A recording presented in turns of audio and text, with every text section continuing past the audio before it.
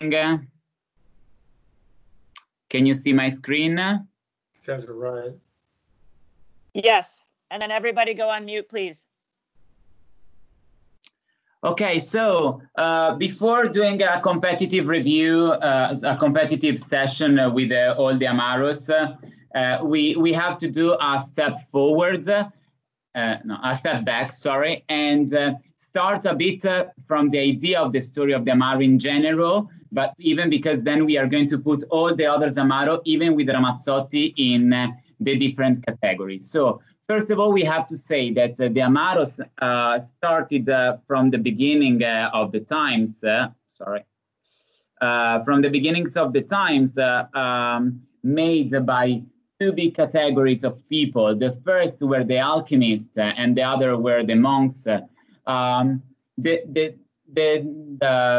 used to call like Elisir in general in the name of the product, and obviously from one side the alchemists wanted to create something like magic, to have a sort of very good utility for the life of people, to have the life forever. So from a sort point of view, the alchemists were seen by the people like magicians. So, you know, all the creation were, you know, like sort of forbidden from one point of view.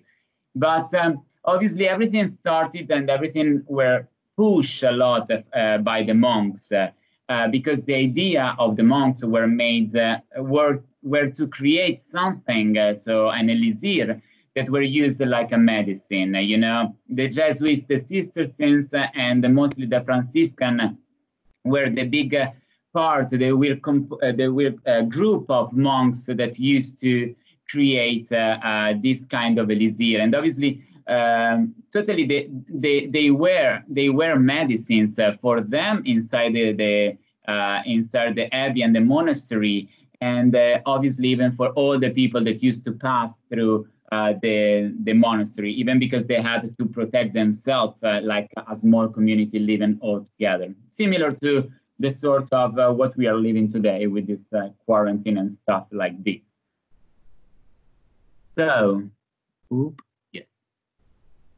So in this way, we have the creation of four kind of Amaros and four big groups of Amaros, and the bitters liqueurs and elixir, that we can divide in four categories. So the abbey liqueurs, the Alpine and the north of Europe bitters liqueurs, and the Mediterranean one. All of them are similar in some kind, but obviously using different ingredients, we have a totally different flavor profile and way of drinking the product. We start first of all with the elixir, and so with all the elixir and the bitters liqueurs created in the abbeys by the monks. So the idea of this elixir, of this product, is to be a medicine, and most of them used to do it were created inside the monastery, inside the abbey, by the pharmacist monks, that their life were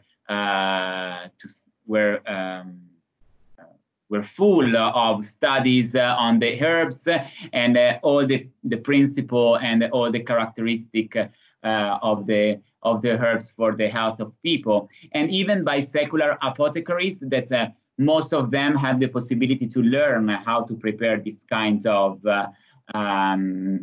elixir, and so then have the possibility to create this kind of products even outside the abbey. Most of the ingredients used during the production were herbs cultivated and produced in the abbey, so everything homemade, and the most important and the more common way to produce this kind of elixir where with the cold maceration and the distillation. So very similar at the end to the techniques that we start with, that we use in Ramazzotti. So the cold maceration, it's put all the ingredients with alcohol and water and leave the ingredients for days, weeks, months to have all the extraction of the characteristic and principle of all the ingredients in the alcohol and water, and the distillation with very small pot still that had the possibility to extract in a only with a hot vapor the ingredients. Giovanni da Rupercista and Francesco Sirena are two of the most important monks that created very important and famous elixirs and amaros from the abbey. In the other side, we started moving through the north of Italy and obviously in the first part of the north of Europe, and we started having the first and the new idea of the Alpine liqueurs. So Otots that you can see from here is a famous Alpine liqueur, and obviously the one that we are going to taste today, it's Braulio, and you can see here there is written Amaro Alpino. So the idea of the Alpine bitters, it's starting changing not only like a medicine, but starting becoming an invigorating remedy. First of all, to go against the very harsh climate that we have in the Alpine zone, but mostly even for the digestion. We just know that in the cold places, it's not the alcohol, the real remedy, but in some cases, obviously, can help in this sort of reaction in the body and even with the blood. The high volume of alcohol. In this case, like you see, we start having very high level alcohol between 35 and 40, some less, some more. And, most of them were made by apothecaries and pharmacies using family recipes. So the production were very small, and so they used to create this kind of bitters liqueurs, Alpine bitters liqueurs, mostly for the digestion. Even because that the food in the cold zones mostly is more fatty, is more strong. The stuff that you can eat to survive, and so they needed something that helped them to digest everything in the right way. The most common. That ad is amazing, Ollie. Sorry. That ad is amazing. Thank you. It's very cool, right? Right. It's very beautiful. This is why I choose this one, because this is so funny, Okay, so all the ingredients were mostly mountain herbs that were handpicked by the people, and so we start having, in this case, more gentian, mint, quina, and absinthe in the kind of herbs used for the production of these amaros. Going up, so we go more to the north, we start having the North Europe bitters or amaros. In this case, are similar to the idea of the Alpine liqueurs. Obviously, start changing even the ingredients inside. First of all, thanks to the Dutch Indian company that could find ingredients all over the world and have new ingredients for the new recipe and the new production, and so was an invigorating remedy for the harsh climate. Okay, but mostly for them was for the sickness and the nausea. So was to go against this problem on the ships. And were made by apothecary pharmacists, so no like monks, but obviously people that used to study a lot all the ingredients. So in this case, we start having absinthe as a base, but starting having like aloe, cardamom, rhubarb, so ingredients that for the alpine zone were totally new, or they didn't have the opportunity to have it in the zone. So this is why the North Bitter Europe starts changing the flavor profile. The alcohol content is high. It's not too sweet. It's really not too sweet, and mostly is the flavor is very medicinal. So if we have to take a comparison and an idea, obviously we are talking about Jägermeister and Unicum. So this kind of Amaros that are very, very bitter in the flavor and in the taste. Then we return on the south and we arrive again to the Mediterranean bitter. So the Mediterranean bitter, obviously, it's part, Ramazzotti is part of this big category, and the other two that we can say nearest to Ramazzotti is Averna and Lucano. So what is the changing in this kind of recipe? First of all is the new ingredient, or the ingredients that was very common in the Mediterranean zone and mostly in the south of Italy. So orange bitter and lemon peel. So starting have the distillation of these products, but even start having a change in the concept of the product. No more the invigorating remedies like for the harsh cold climate, but coming from the tradition from Greek, Romance, and even the Arabic tradition, they were used mostly as a welcome liqueurs. They used to mix with water, and so it was a welcome drink for all the people that used to come to your house. The idea of the production were obviously made by apothecary pharmacists, but mostly, and we will see even in the production in one of these, in one of the others, Amaros, from confectioners using families' recipes. So it was really a family production, and obviously at the beginning the quantity were very small. So not only the orange and the lemon are we can say the new ingredients. We start having new herbs from Mediterranean tradition. So thyme, oregano, anise, fennel. So very traditional in the zone, and are similar even of the herbs that we can even find inside our Amaro Ramazzotti. The quantity of alcohol is lower than the other, because obviously in the Mediterranean zone, the climate is hotter. So this is why even they used to mix as a welcome liqueur, and it's more sweet, the taste and the flavor. Before moving to the competitive review, we have to talk first of all to what is an Amaro, but first, what is a liqueur?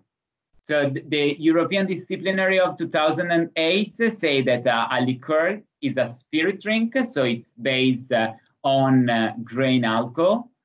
So the minimum quantity of alcohol is 15 degrees to be called a liqueur.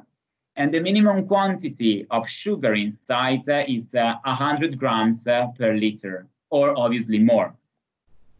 The only two that are excluded by this disciplinary is the sherry liqueur and the Gentian liqueur, that sherry can have 70 grams liter, and the ginseng can have 80 gram liters in the composition. So the base is alcohol from any kind of agriculture product, and they can use even other ingredients like cream, fruit, milk, flavor wine. So different ingredients to create the recipe. The synthetic flavors are prohibited, and obviously the liqueur is then called Amaro when you have ingredients that can be very bitter. So the bitters liqueurs using bitters elements inside the recipe. So this intro was, I think, it's very useful. It's very interesting to have to understand where we put all the Amaros in different position, and to understand why some are in a way and some are in the other way, and some has a flavor profile and other are different, because they are like a wine in this case. They come from different zone, and so that from the history, the flavor profile are different. So we are going to start with the two more similar Amaros from Ramazzotti, so Averna and Lucano. For every kind of, I created, I give a bit of even of the history and some others information. So first of all, we have to remember that our Amaro, so Amaro Ramazzotti, is 30 volume alcohol. So we have this number in our mind. The first one, Amaro Averna. Amaro Averna, it's a 29 volume alcohol, and it's produced in Sicily. So on the one of the last part of Italy in the island of Sicilia. It was created in 1868. At the beginning, was a sort of Abbey bitter liqueur, because it was made by the Benedict monks in the Santo Spirito Abbey in Caltanissetta. And Fra Girolamo, that was one of the creators of this Amaro, decided to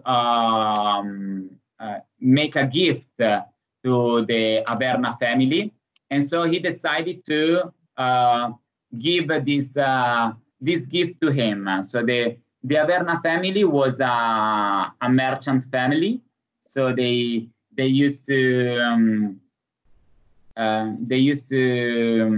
merchant with fashion and other stuff. So the idea of the monk was, you know, I don't want to say that was like thanks to someone that used to protect the monastery, but in a sort of way, this kind of tradition, you know. So inside of Amaro Averna, they want to maintain a bit the secret in the recipe, but obviously we know that inside there are aromatic herbs, roots, natural flavors, and obviously we have orange and lemon peel. The ingredient that everybody knows about Amaro Averna, that is they want to say that it's very important in the recipe, is the pomegranate inside the recipe.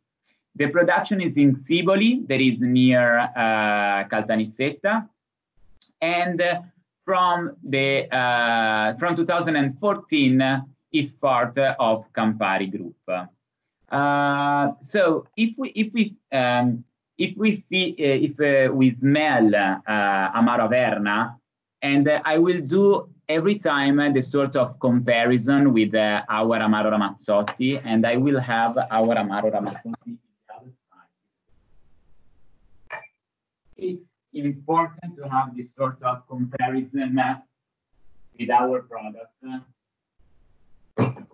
I think that all of you know very well Amaro Ramazzotti, but so we can have this this idea.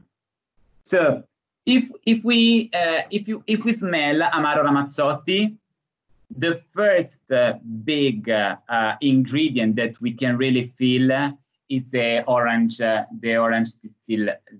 distillation that we have inside. If we start smelling Averna, okay, even if we have the orange inside, we feel it more, all the part of anise, a part of very strong licorice. So the strong characteristic of Amaro Averna is to have this sort of licorice sage inside. You know, it's mostly, so you feel it like even a hot spice like saffron inside, but mostly is this very black roots that you can feel it in the nose. First of all, very licorice is I think that when you smell it is the stronger part. Like we say in Amaro Ramazzotti, when you smell it is the orange, and here is mostly the licorice and the green part. Even when you taste it, so we can say that it's balanced with the part of sugar, but even when you taste it in the mouth, you feel it more, all the roots part. So even juniper berries or this part of rosemary, and the licorice starting to be every time very strong. So we can say that compared to our Ramazzotti, it's the same category, but if our Ramazzotti is more in one side fruity and flowery part, you know, more mild. Amaro Averna, it's a very strong licorice taste in the mouth. Obviously, this is a bit balanced by the quantity of sugar. We said that Amaro Ramazzotti is 190 grams per liter. In Amaro Averna, we have 230 grams per liter, so a bit more sugary, and obviously helps a lot this Amaro, because having this very root and this like juniper flavor in the mouth, obviously a bit more of sugar and a touch of caramel, more strong caramel. You can have this taste a bit more balanced in your palate. So like they do a sort of similar production to our Amaro Ramazzotti, obviously, because they boil the herbs and they leave the herbs in maceration for 20-30 days. I would love to do a question, but it's going to be very, I think, difficult to the answer. Why we can have a shorter maceration? Because our extraction is made by ultrasound.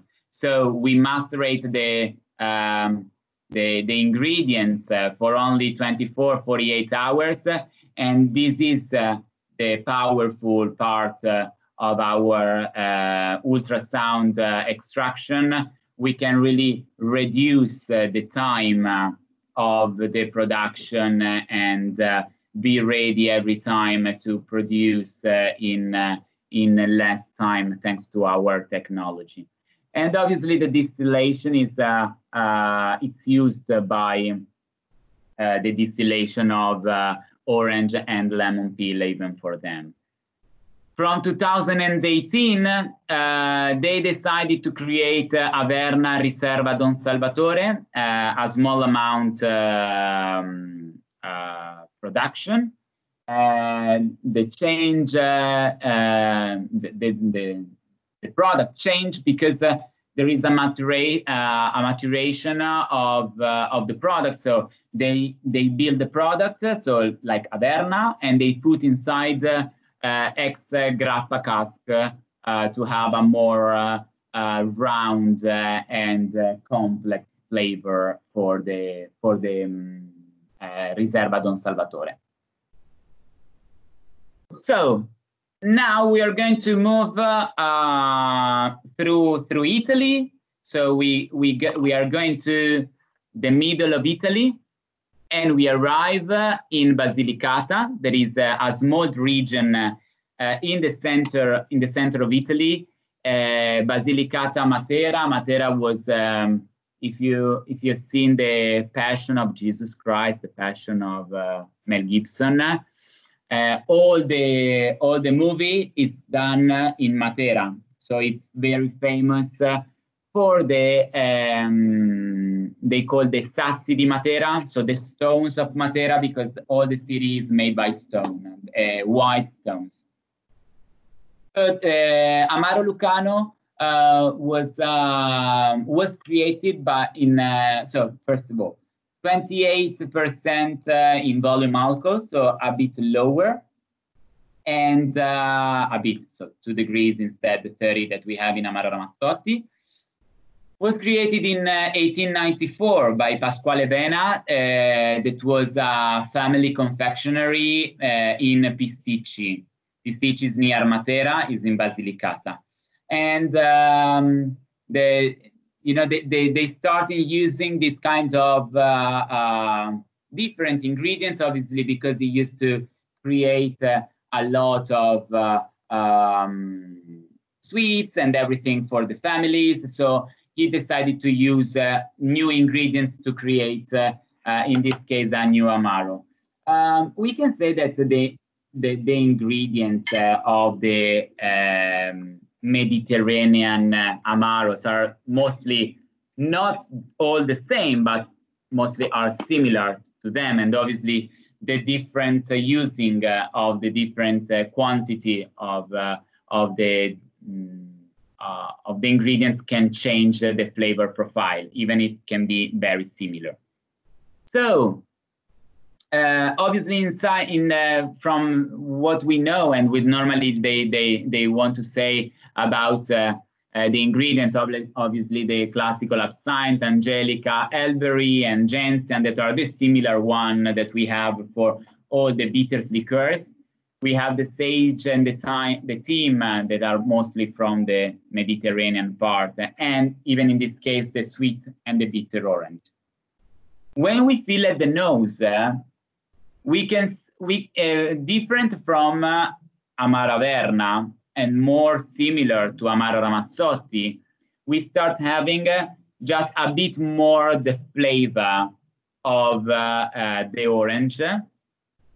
In this part we have so if we have in our Amaro, when we smell our Amaro, it's really very orangey, very orangey. It's, you know, the bigger information that we can say, and if we give to the people to smell it and to taste, it's impossible that they can't smell it, the orange. So it's our point, you know.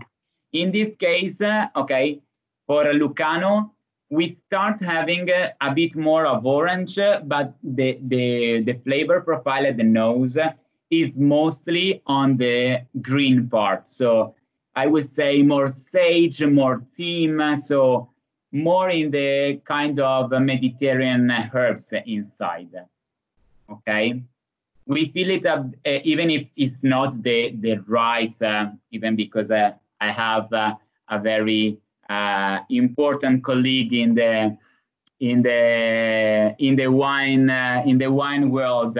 You know, it's not the right stuff to say that you can feel it, the alcohol at your nose, okay? Because normally it's not the right way to say you feel it, the alcohol, okay? Even when you feel it, the whiskeys in general, but even in the Amaros, there are some of them that you feel it more all the ingredients profile, and in others you can feel it more the point of the alcohol, like peppers and the sensation of the alcohol in your nose. So we can say that here we feel it more the a bit point of alcohol in Amaro Lucano. It's not so bad, you know. I'm not in this case. We are not. We are doing a comparison. So like we are tasting all the products, and I feel it what you can feel it at your house or any kind of our consumer. Even so, we have to say that the Lucano is the one that is more similar to Amaro Ramazzotti in the idea, in the perception, even in the palate, and then when the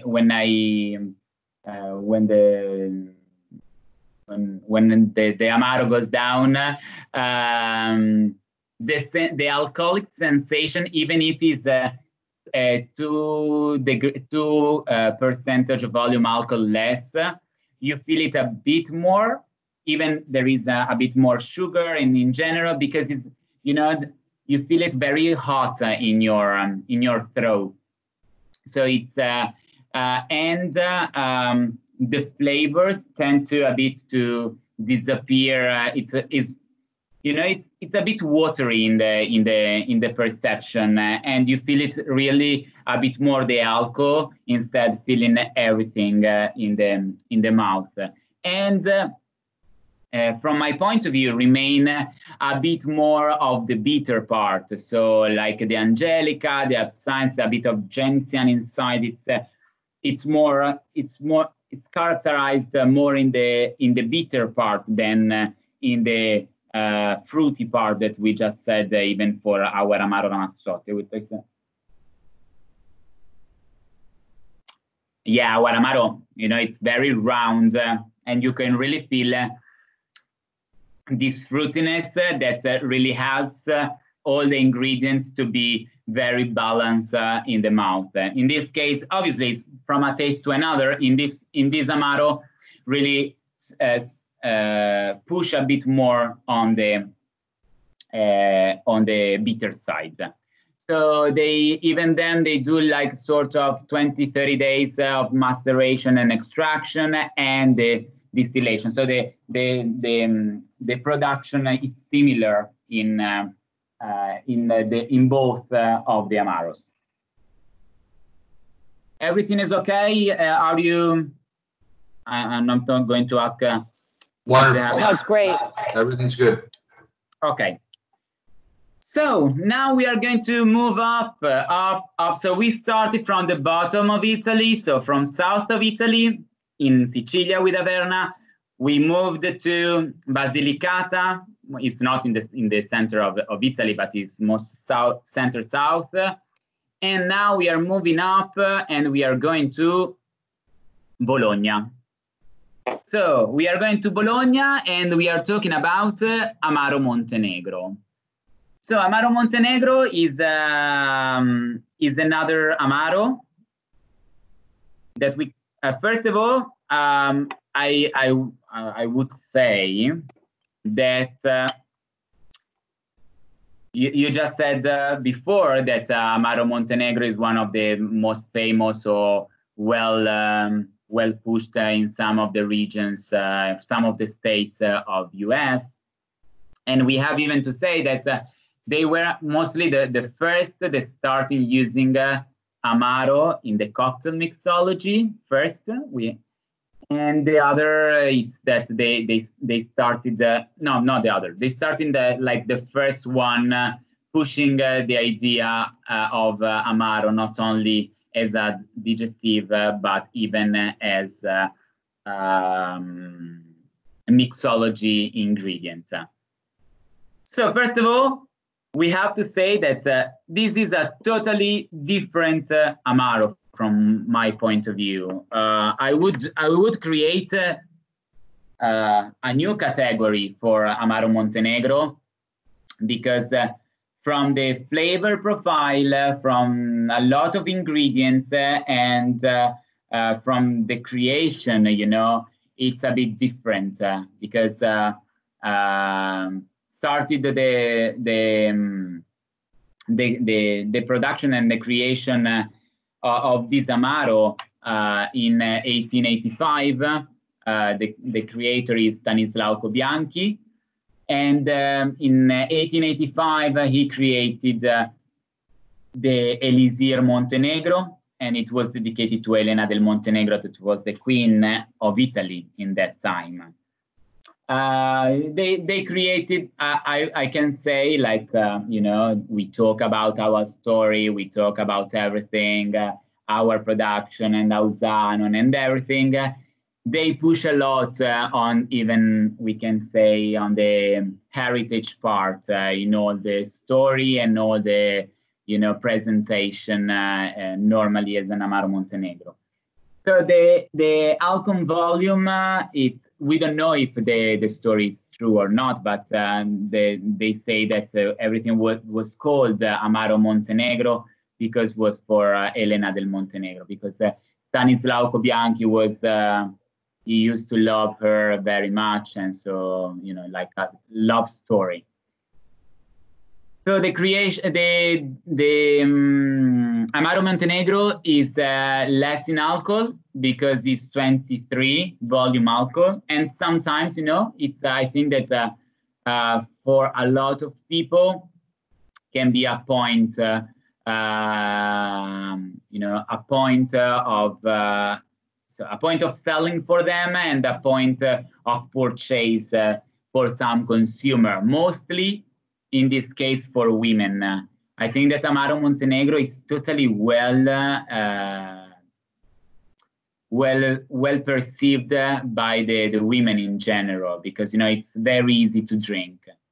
Inside they have, so the stories say that Stanislaus Bianchi traveled all around the world for 4 years. He discovered a lot of different ingredients, and so when he returned back, he came back, he decided to create this product for the queen.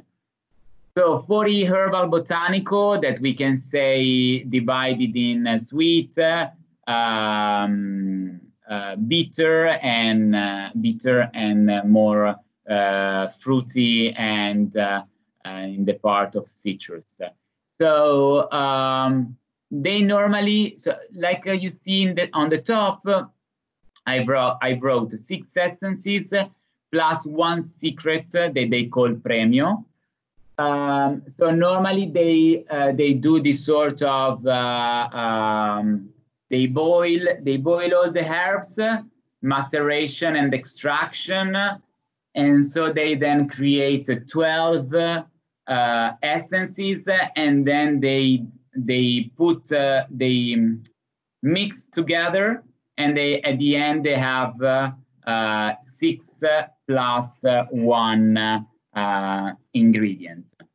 So we have the 7 notes that they have. So I have to say that the idea of the communication in this case of Amaro Montenegro, you know, being a bigger company like us, they from even them from 2017, 2018, they rechange a bit all the communication strategy. So they give some more information to the consumer to just understand what there is inside the bottle. So we have the green and bitter, the floral and spicy, the sweet and roasted, fresh and balsamic, fruity and veggie, hot and tropical, plus il premio, that is this kind of other distillation. So, like even you see from the right, you know, we start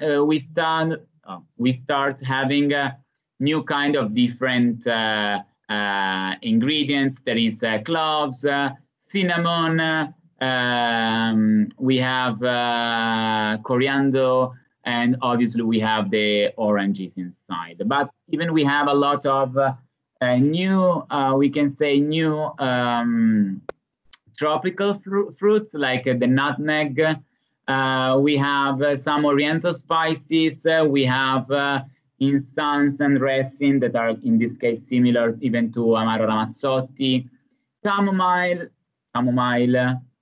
some sort of extraction of cacao too. So when we feel it at the nose, I don't know who has the Amaro Montenegro in this moment. The flavor profile is totally different. Totally. This is why I say can be a totally new category in the Amaro explanation of what we said. Even because the first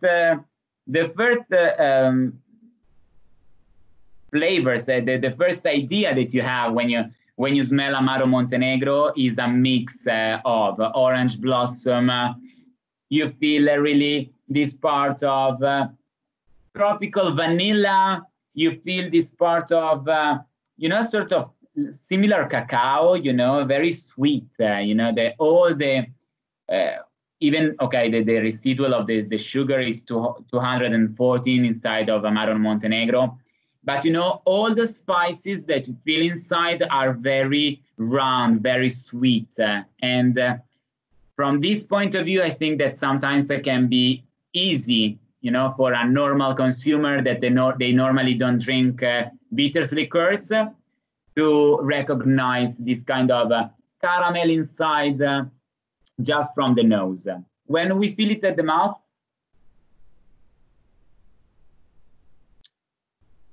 first of all, it's sweet. Amaro Montenegro is sweet.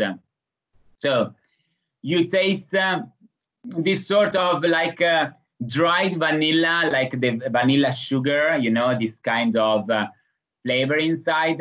You feel obviously a bit of anise. You feel all the bitter part that help the Amaro to stay up, because it's so sweet in the taste and in the perception that obviously if we didn't have the bitter part in the center of our tongue, probably it would be too much, it would be very difficult to drink it. So we have in the center of our tongue this part of very bitterness, but that is not very strong. It's the sort of bitterness that give to your sense the information that you have to taste again, because when you taste it, obviously you want to feel it again, the sweetness. For me, happened, for example, with Amaro Ramazzotti, with the fruitiness of the orange that gives me this perception. In this case, in Amaro Montenegro, I think it's mostly for the sweeter part and all this very even oriental and round tropical fruit and this kind of very how can I say, very comfortable spices inside the Amaro. At the end, you are drinking an Amaro, then in a certain way, it's not a really Amaro. Because, Amaro Montenegro is not very Amaro. It's something that is very comfortable. And this is why I think for a lot of women, I have a lot of friends, all my very close friends.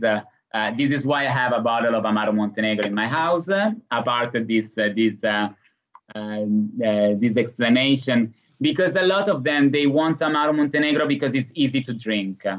And we have Ollie, to say, would you consider it like an entry level? Absolutely. We can say that Amaro Montenegro is the first Amaro or is the first bitter liqueur if you normally don't drink bitter liqueurs. Okay, so it's very easy to drink. You can really drink it with nothing. It's in this way. This is a normal temperature, and there is a lot of caramel even inside the flavor that you keep feeling inside in this Amaro. So it's very easy, very super very easy. Ollie, Yes. this product is like $35 to $40 on the shelf compared to our product. Okay. So it's a much higher price point, just, you know, competitive set wise, but it's a good one to put in the mix. So they put the Amaro Montenegro costs more. The price is higher than Amaro the Ramazzotti. Yes. Okay. No, I didn't know this. By like $10-15. Okay. Yeah, but you know, I think that sometimes when you get the easy drinking in a product, in general, can cost more, okay, and for people can be easier to drink. This is my opinion in this product. I think it's a very good product. I can say I don't like the product. The product is very good. The power of this product is the easy drink and can really, and in this case, like April said, I'm totally agree that it's an entry level, even if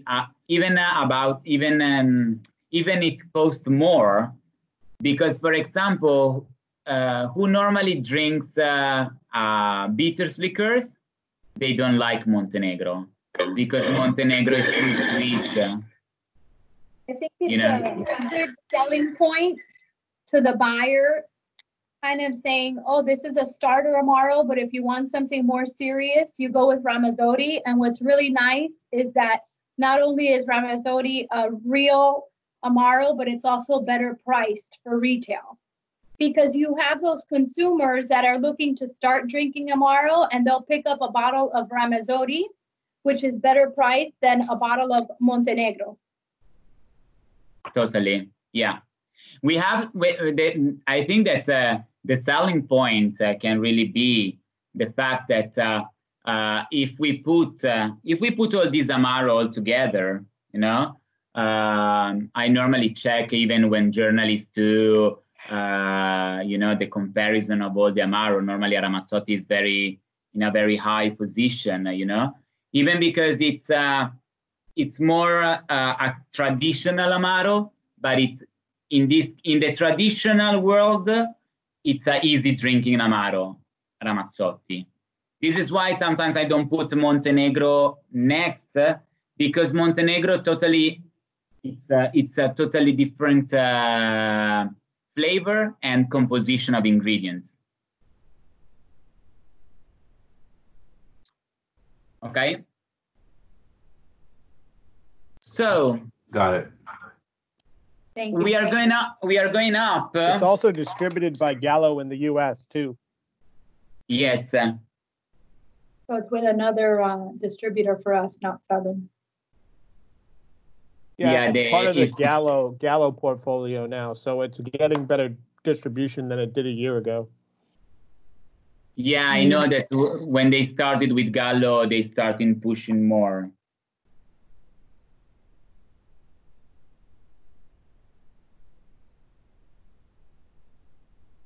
So the going up. So we starting from Sicilia with Averna, Matera Basilicata with Lucano, Bologna with Amaro Montenegro. In our journey, we had to pass through Milano Canelli with Amaro Ramazzotti, and then we go up and we arrive in Valtellina. So mostly it's 2 hours and a half at the north of Milano in the mountains. And we have the Braulio, there is the Alpine Amaro that we have here in Italy. So the more, how can I say, the more famous, because now it's managed and is owned by Campari. but it's yet a small production of the Amaro. So Braulio, we said that there is it's an Alpine Amaro, so we are going to have totally different flavor profile. So it's 21 volume alcohol, and it's made by Francesco Peloni, that was a pharmacist in 1826. And he studied infusion and local herbs, and it was used to live in Bormio. Bormio nowadays it's a very famous skiing resort place, and so normally all people from Milano goes there to ski, because in 2.5 hours you can go to ski. And they start the production in 1875. So looking even to all the dates of the histories, you know that we are talking that our Amaro Ramazzotti, 1815, it's the first Amaro created in Italy, like a commercial bitters liqueur. So we are right in all our information, because it's the truth through all our competitors. So the main ingredients of the Braulio, obviously, it's they are herbs from the Alpine mountains, and mostly as an idea of medicinal plant, juniper berries, yarrow muscat, absinthe, and ginseng roots. So there are not too many ingredients inside. If you feel it, Patricia, you have it in. You had the bottle. You said if you put your nose, you totally feel completely different with all the other Amaros. This is Amaro. We can say that the first flavor that you can really feel it is the gentian and the yarrow muscat. It's arrived inside your nose, you know, it's boom, arrive everything. And we can really see, you know. It's difficult because I don't know what ginseng root smells like. I smell a lot of mint, to be honest with you. You know, it's similar. If you smell it, it's more similar to the idea of Fernet Branca. Yes, you know, it if is. you have the idea of Fernet Branca, you know, it's starting being this sort of flavor in your nose. And even when you feel it in the mouth, it's, you know, if Fernet is, we can put Fernet 100 in very bitter category. We can say that Braulio is 70. Okay, because here in the Braulio you feel all the roots, everything. So gentian a lot, boom. It's a good product, you know. It's if you want a digestive Amaro, you drink Braulio, and or you do a shot of Braulio, you do a shot of Fernet Branca, and you open all your stomach immediately. But yes, it's the traditional Alpine Amaros that really changed the perception at the nose, but even the flavor and in the tongue.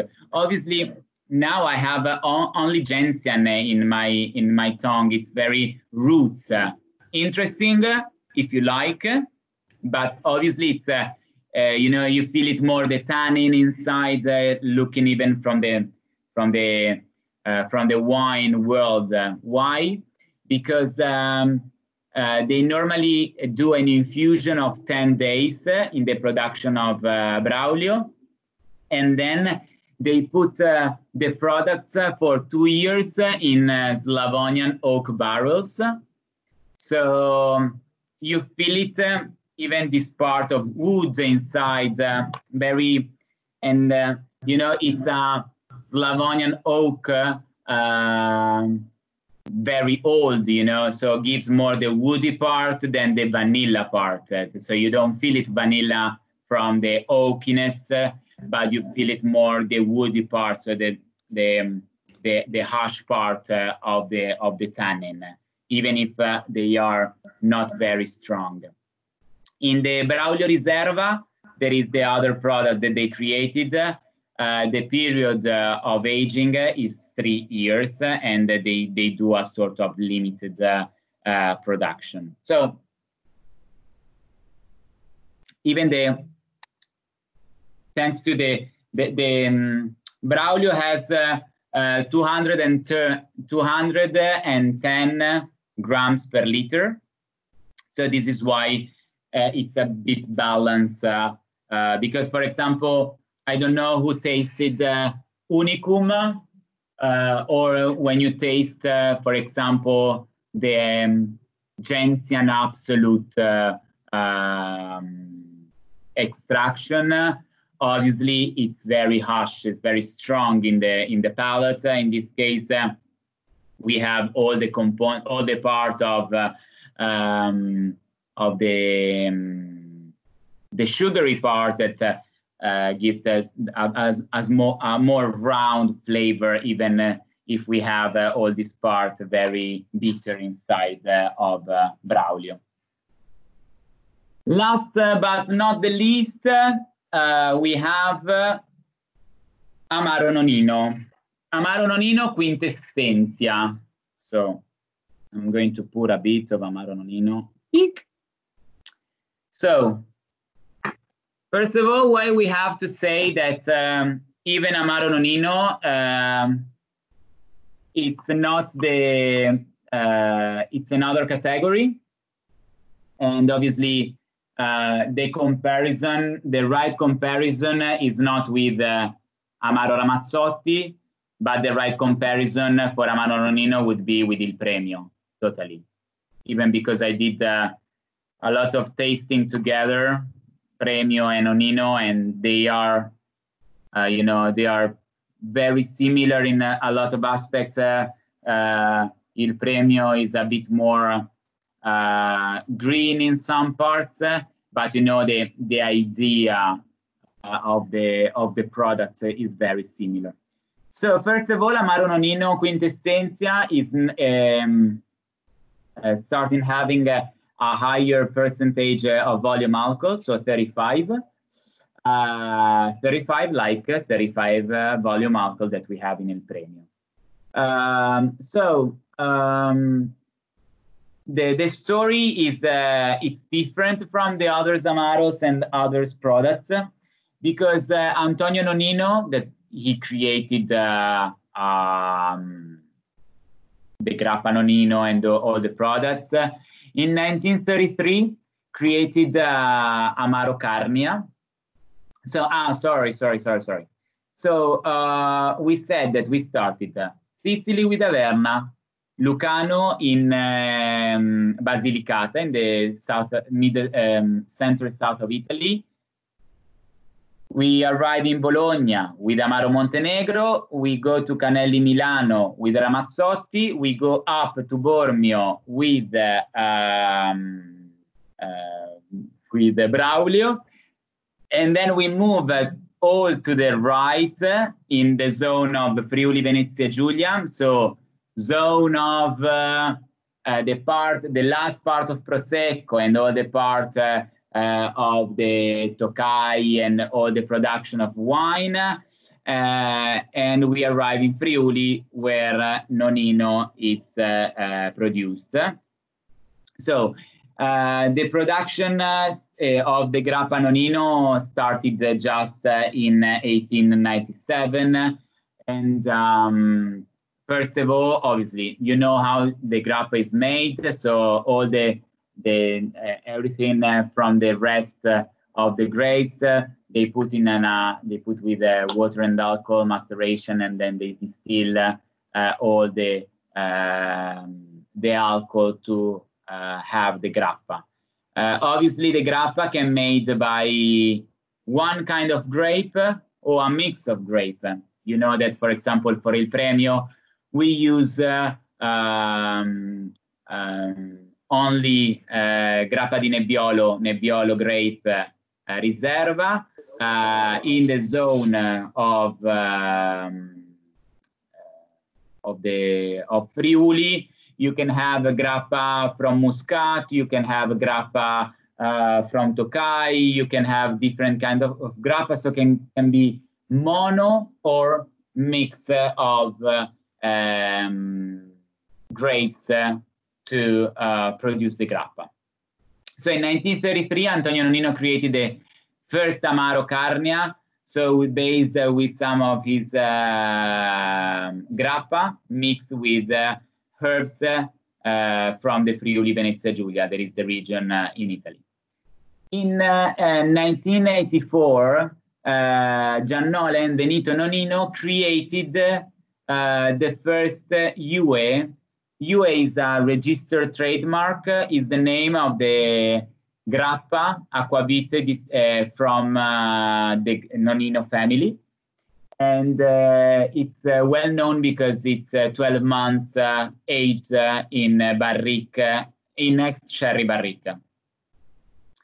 And in 1992, because, you know, the Amaro Carnia was a bit, you know, they left a bit, you know, because in the beginning of that time, it wasn't the best moment for the Amaro category.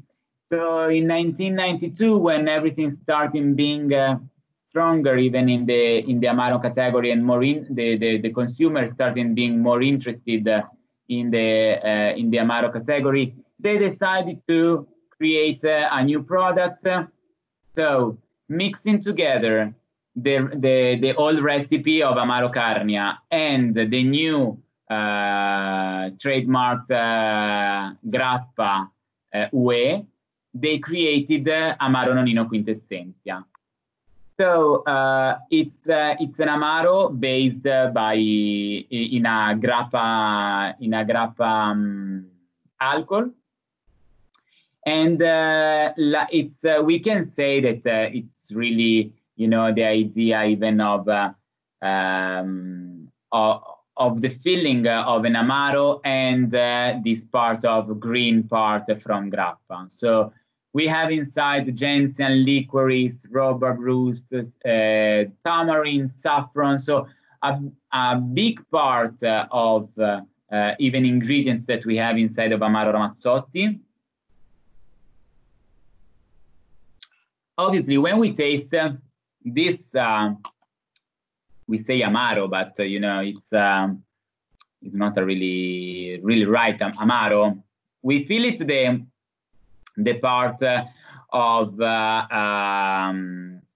herbs, very, can I say, very round. You know, in this part I wrote bitter orange marmalade. Like every time I say, for example, for Il Premio, it's that all the ingredients of Amaro Ramazzotti, thanks to the extra ingredient of the grappa di Nebbiolo, but even thanks to the aging, you know, the flavor totally changes. So you have all the roots, all the spices, all the fruity are not like at the beginning. They become more sweet, more round, more caramelized, you know. So change a bit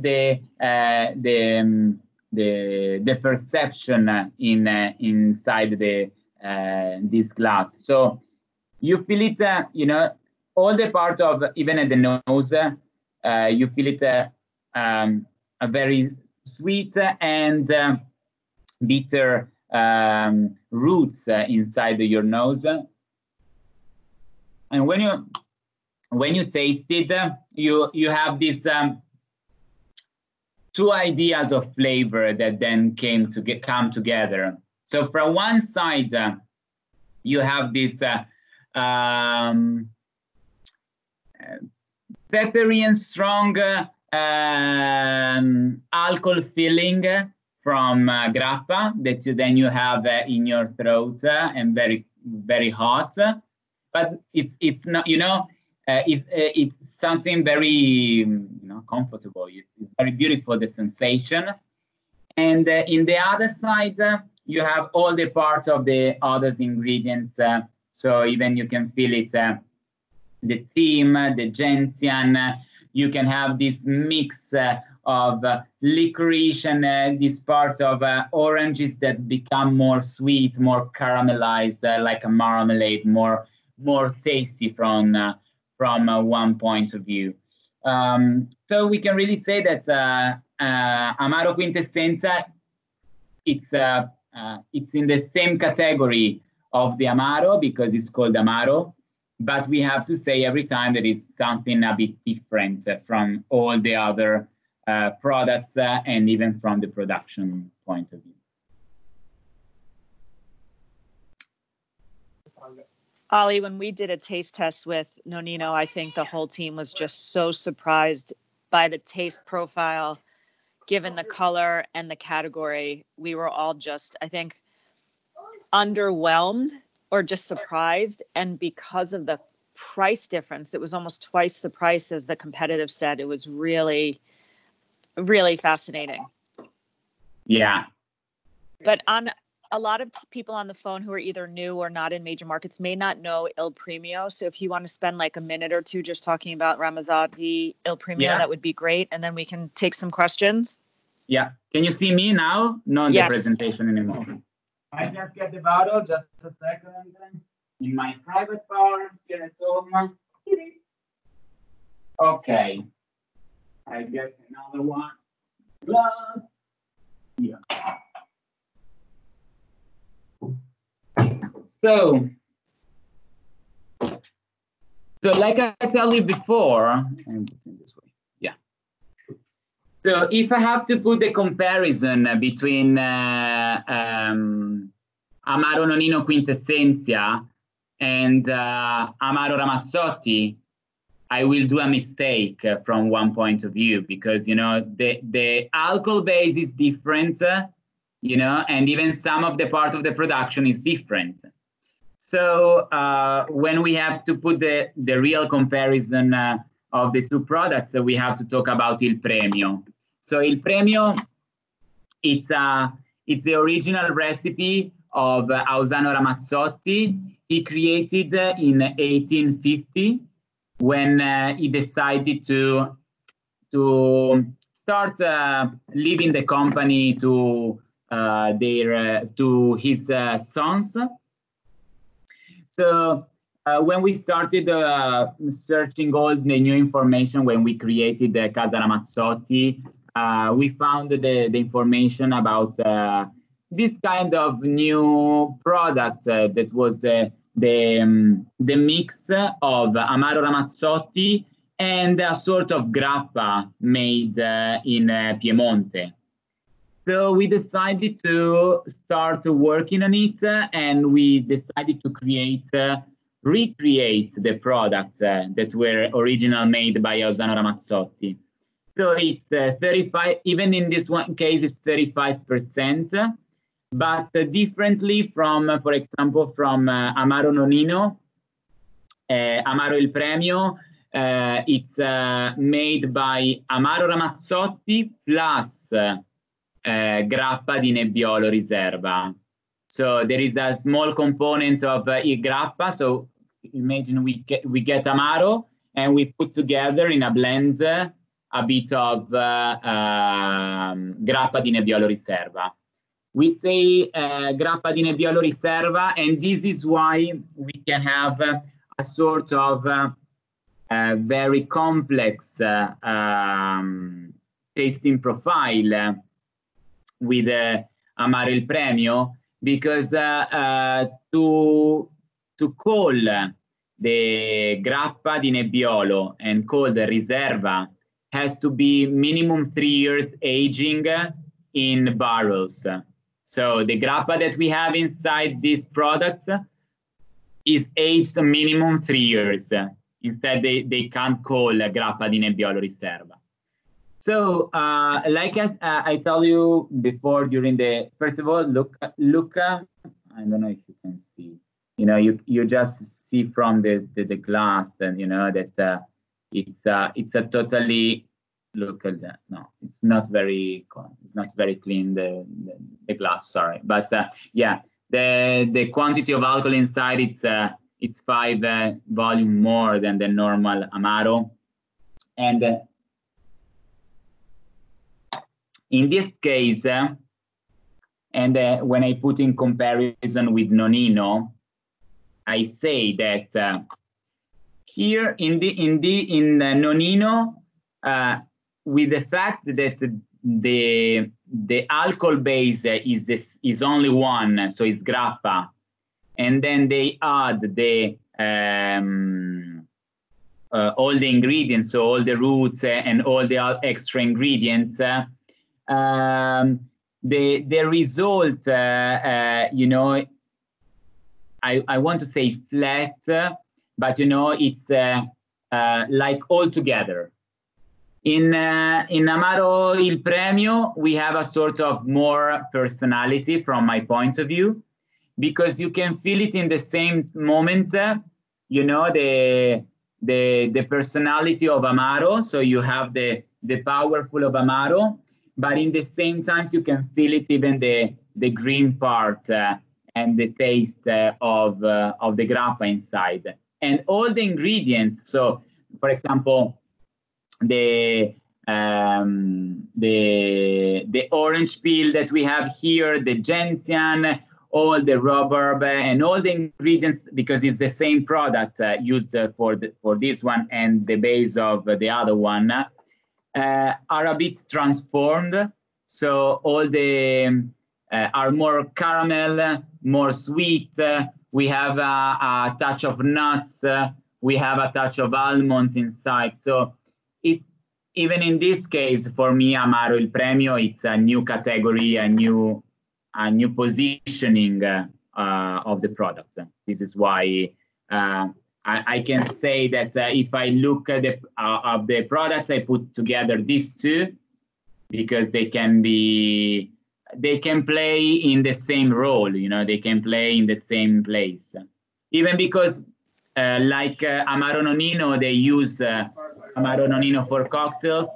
I use even Il Premio for cocktails. So it's obviously it's a bit more, we can say a more expensive cocktail with Il Premio, like for example with Amaro.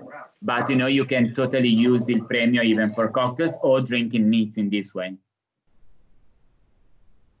This is a product we started talking with Ale before the virus hit about doing test markets in the US, and more to come as the world goes back to normal. I was just going to ask you about that. That would be really cool. This one? Try that. Yeah. Yeah. I think there's a lot of bartenders in New York who would be interested in that. Yeah, because you know, it's something it's something different. You know, it's Amaro, but you have the extra touch, and you have this 5% more of volume alcohol that, for example, you can create some Manhattan or some drinks, very classical drinks that you can have really the percentage of alcohol even for the preparation. But mostly it's even like an after dinner drinking neat or drinking on the rocks. Then even, for example, this product is very interesting because if you serve it on the rocks, you have a result in flavor, because if you serve Il Premio on the rocks, you will feel it more the grappa side. So you will feel it the product a bit more stronger in the green part of the flavor, thanks to the grappa. If you serve it in the low temperature, so from the refrigerator, so from the fridge, so normally we can say 10 degrees Celsius, 10, 12 degrees Celsius, you will feel it very, very fresh, but in the same time, we will feel it all the sweeter part of this product. So in this case, you have all the strong part of Amaro Ramazzotti, but in a sweeter way. So it's very, you know, it's a very comfortable product to drink even after dinner. Do you want to take some questions now, Ali? Yeah, I'm here. If you have any question, guys. Hey, Ale, is the El Premio kosher or no? Because of the grappa? No, this one is not kosher yet. Because grappa makes it difficult, though. That's why, right? Yeah. So when we are going to do, so this year we are going to have the Euro kosher in the company after all this amazing situation that we are living. We are going to start talking with them about this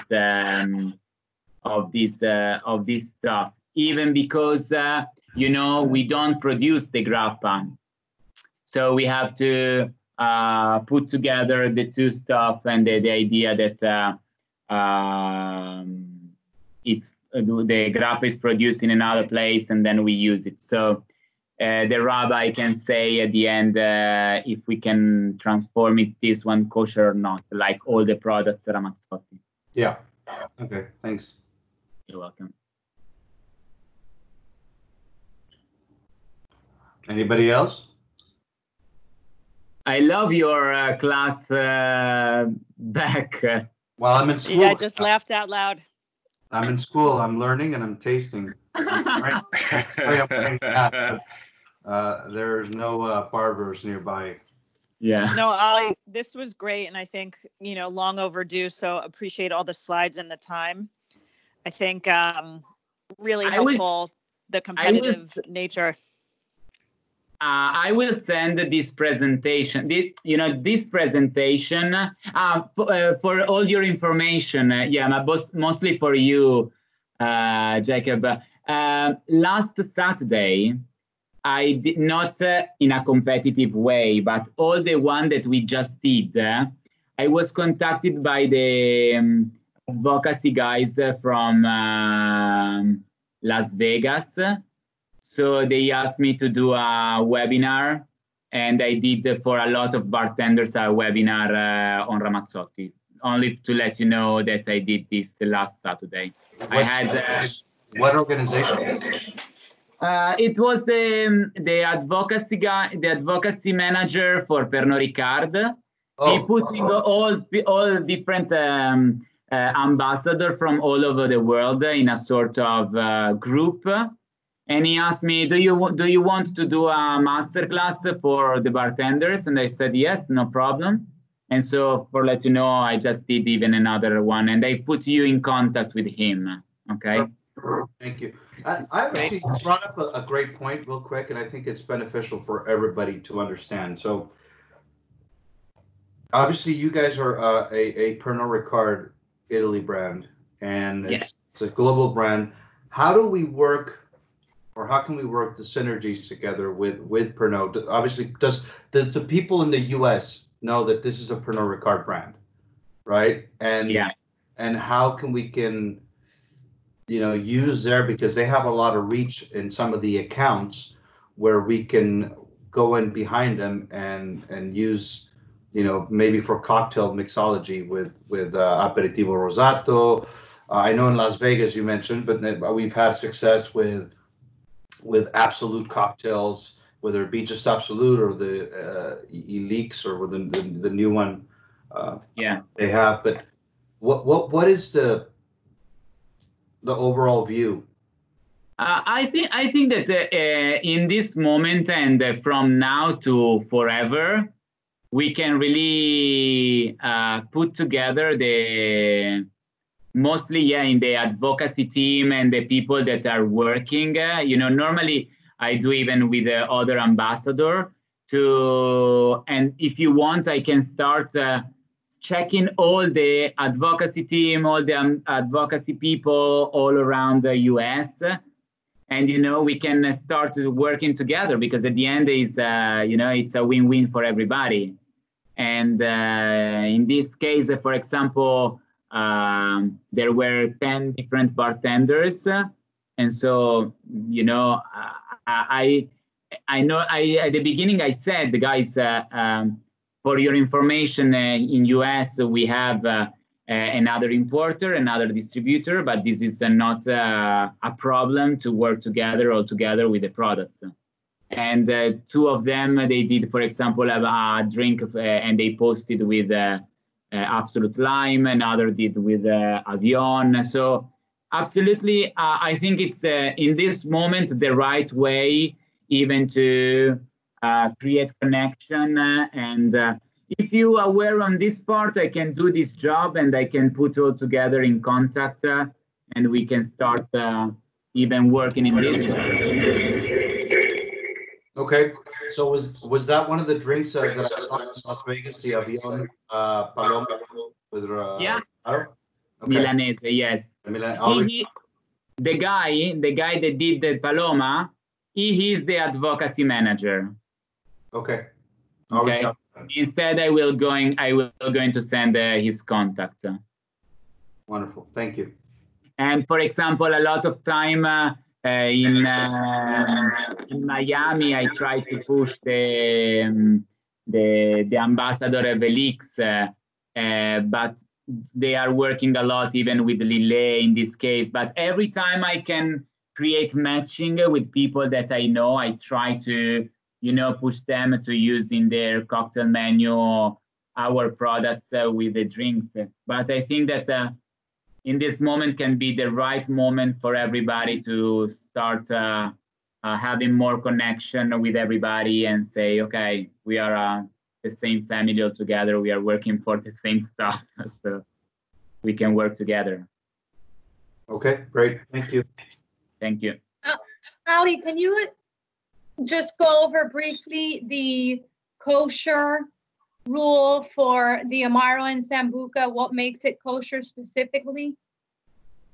So, Sambuca, Amaro, Aperitivo Rosato, the three of them are kosher because, you know, the production in Canelli is certified kosher by the Rabbi, by the Euro kosher certification. So we have the check every single year, and every year they release the kosher certification for the product produced in the Canelli production. The fact about Del Premio is the fact that the grappa that we put inside of Il Premio is not produced in our plant.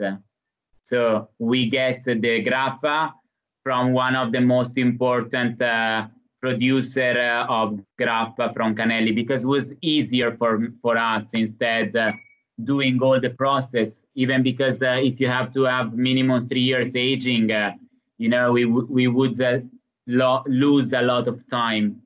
So the next check, we will talk with the rabbi, and we will understand if we can do something for this product. All the other products are certified kosher in any way. Yeah, one thing about that, Patricia, especially you in Florida, and Ale, maybe you can also attest to this, but although these products are certified kosher, they're not certified kosher for Passover. So yeah. These are for the very Jew observant, the observant Jews. This is not a product that they'll drink during Passover. So it's not a product that we can necessarily push during this week. Okay, and what is for the Reform Jews, we would drink it. Yeah, for the Reform, for all the other, I drink everything, but yeah, for the very religious people, this is not kosher for Passover. So it's only this week, Patricia and Adam in New York and Thor, everybody that's got this. This is a great product to push. In August, start getting displaced because of Rosh Hashanah coming up. Yom Kippur, it's one day we don't drink or do anything to eat. But Hanukkah, all the holidays except Passover. Yeah. But if you have a lot of Reform Jews, for example, from the Bet Shlomo in Miami, you can sell everything to them because I think that probably they're going to drink if they are not so strict. Well, if anybody has any questions, shoot them to me or ask Ali. I just want to be cognizant of everybody's time. Thank you. But Ali, thank you again. This was great. And I think everyone should own a plant because in captivity, it's helpful. Thank you. Thank you. They look very festive, your plants, and they're doing well. Yes. Thank you. But thank you. Thanks, Ali, again. And we'll get this presentation to everybody. And anyone has any questions, just let us know. Yeah. So you will have this, not only this presentation, but it's together with all the big presentation that we saw, that we have seen last time. So you are going to have everything from all the information about Amaro, Aperitivo, Sambuca, and all this part and the story of the Amaro. So you have a complete presentation of our products and a competitive review. Thanks, Ali. Have a great day, everybody. Thank you. Ciao. Thanks, everyone. Ciao.